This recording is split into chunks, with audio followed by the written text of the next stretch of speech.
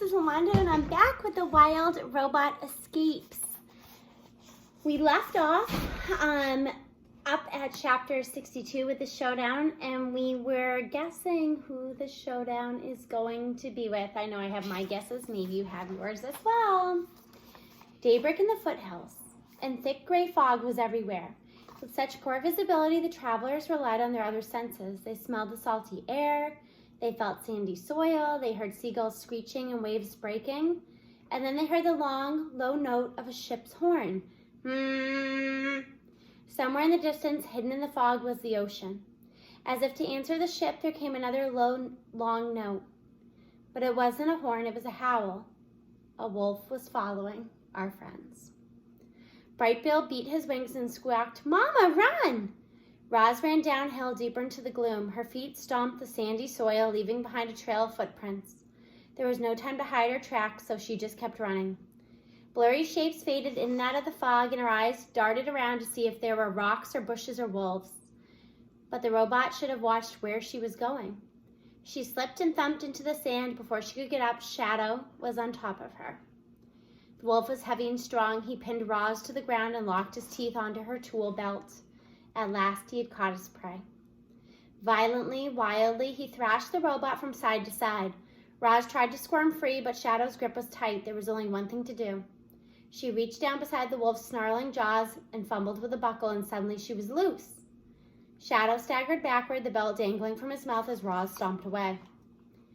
Brightbill had been circling overhead the whole time, and now he squawked desperate warnings to his mother. "Look out for those rocks! Shadow is gaining on you! There are buildings ahead!" Roz burst through a row of hedges and onto the main street of the seaside village. It was still early and it was still foggy, and Roz was halfway through the village before anyone saw her. A man had just left his morning walk when the robot and the wolf came galloping down the street. The man decided his walk could wait, and he hurried back inside. Shadow swiped at Roz's heels, but the robot leaped away. She soared over a house and landed on another side. The wolf dashed around the yard, only to see her leaping away once more. This time, Roz landed in a shallow water. Waves gently sloshed against her ankles. The robot backed into the ocean up to her waist and automatically stopped. Her survival instincts wouldn't let her go any farther. "There's nowhere left to run," Shadow growled as he prowled onto the beach. "Either fight or swim." Roz was trapped. Her body lurched forward and backward as her computer brain struggled to find an escape. Then Brightbill came to her rescue. "This way, Mama!" Roz didn't hesitate. She launched herself up from the shallows toward her son's voice. Salt water streamed off her body as she soared through the air. Then her feet pounded into the sand beside Brightbill, who was perched atop an old rowboat. By the time Shadow arrived, our friends were rowing away from the shore. The wolf's face twisted with rage as he howled from the water's edge. "You made a fool of me, Roz! My pack and my mate have left me! Now I'm just a worthless lone wolf, all because of you!" Roz felt sorry for Shadow. She never meant for any of this to happen, but she had her own troubles.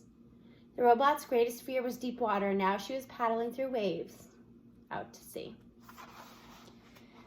Chapter 63, The Rowboat. The sun was shining, the fog was thinning, the robot was rowing. Roz was no thief. She didn't like taking that old rowboat. But judging from its appearance, it had been abandoned years ago. She hoped it wouldn't be missed. Anybody who's rowed one of those boats knows you're supposed to face backward. That can make it tough to see where you're going. It wasn't a problem for Roz, however. She started off rowing normally, and after several strokes of the oars, her head spun around until she was facing forward, and she saw blue sky, dark waves, and a sliver of green on the horizon. "We're in a bay," said Brightbill, swooping down into the boat. "To the north is the distant coastline, to the east is open water, to the west is Seaport, and to the south is the village and the wolf."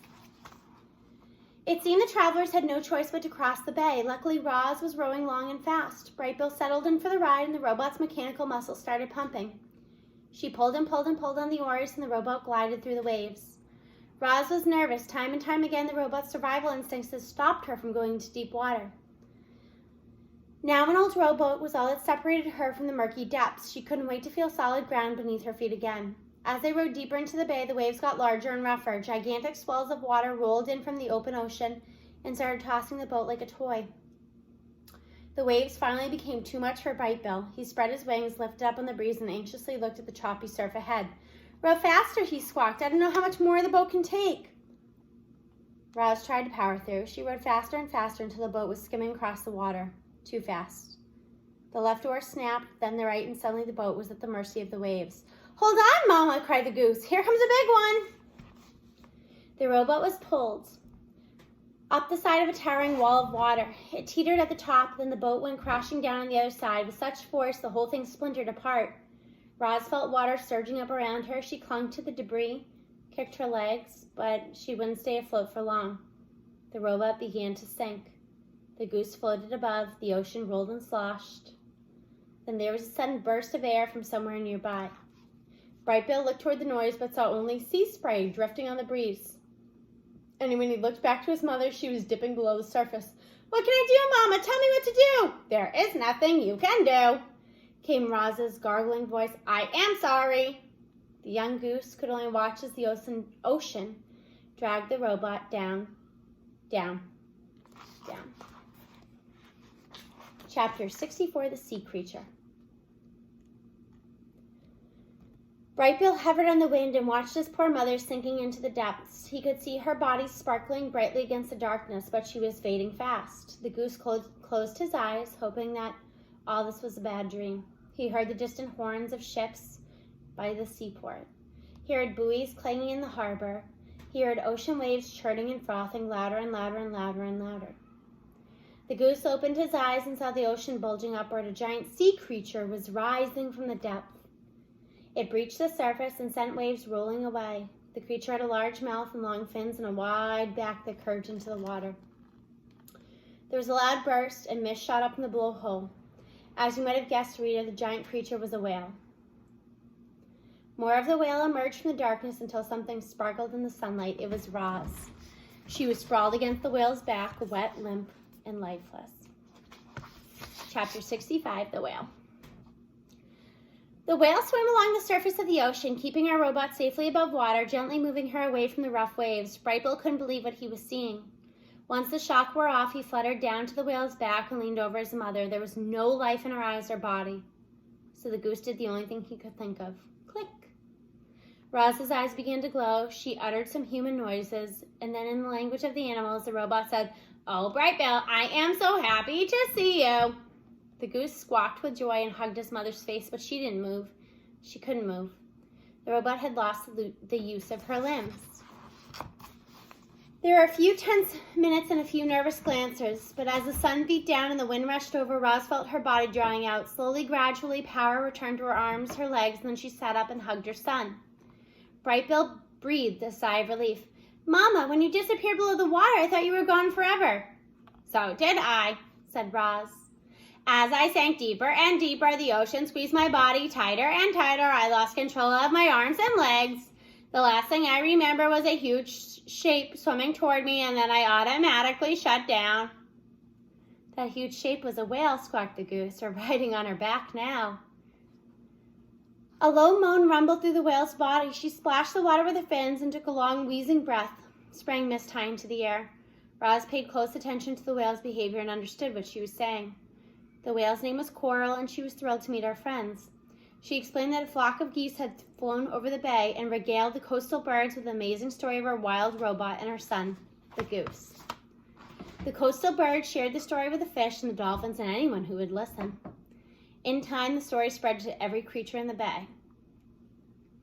When Coral saw the robot rowing and the goose flying overhead, she knew it had to be Roz and Brightbill, so she swam beside them in case she could be helpful, and it was a good thing she had. As Coral ferried our friends across the bay, the waves grew smaller and the coastline grew larger. Houses poked out from the trees, sunbathers relaxed on the rocks, boats motored away from the piers. With so many humans around, Roz had to be careful. She lay flat against Coral's back while Brightbill flew ahead and scouted the coastline. The goose directed the whale to a quiet, empty cove, and soon the robot was standing on dry land again. Roz asked if there was some way she could repay Coral for saving her life, but the whale was happy to help. She winked one of her enormous eyes and sank beneath the waves. Our friends marched inland, feeling lucky and grateful. But as they thought of the journey still to come, their good feelings gradually turned gloomy. Roz had nearly died crossing the bay. At some point, to get back to the island, they would have to cross an entire ocean.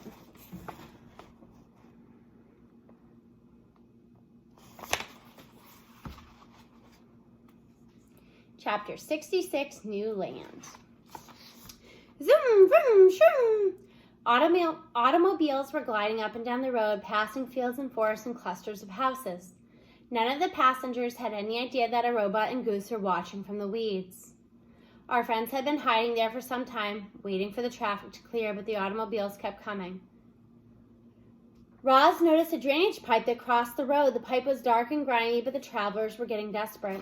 Moving through this new land was difficult. There were more humans and robots and buildings and roads than ever before. Roz and Brightbill traveled far out of their way in wide circles to avoid small towns. As the days passed, the scenery looked more familiar to Brightbill. He remembered flying over these lands on his first migration. He knew the towns would only get larger, closer together the farther they went. It would be much faster to sneak through the towns than continue going around them. So as night fell, Roz put on fresh camouflage, and with her son watching from the sky, she crept into a town. So next time, we will read all about the town and see if they're able to manage going through the town instead of around it. I will see you